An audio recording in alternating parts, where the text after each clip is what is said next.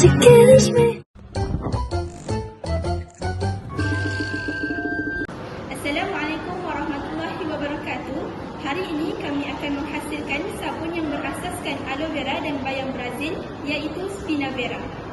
Bahan yang diperlukan adalah soap base, aloe vera, minyak kelapa dara, pewarna, esen oil lavender, vitamin E acetate oil, bayam Brazil dengan acuan.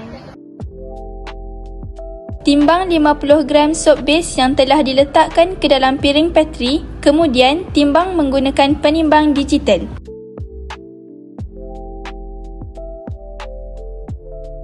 Keduanya, soap base dipotong dadu.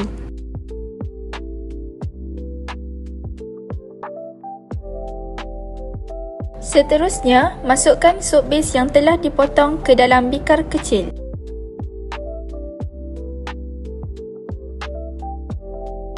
Panaskan api menggunakan penunu Bunsen.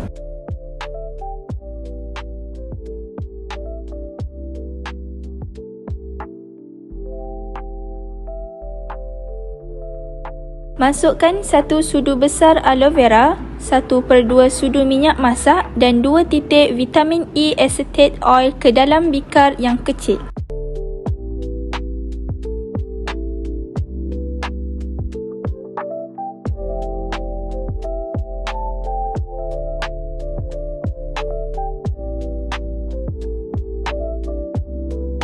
Potong 1 tangkai bayam Brazil, kemudian masukkan ke dalam bikar kecil tadi.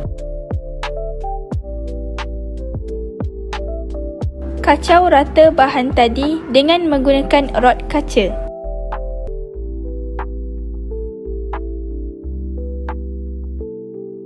Angkat soap base yang telah lebur sepenuhnya. Campurkan bahan yang telah dikacau tadi ke dalam bikar soap base yang telah lebur sepenuhnya.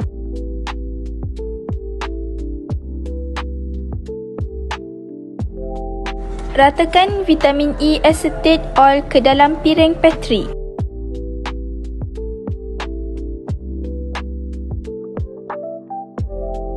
Tuang acuan ke dalam piring Petri dan biarkan ia mengeras.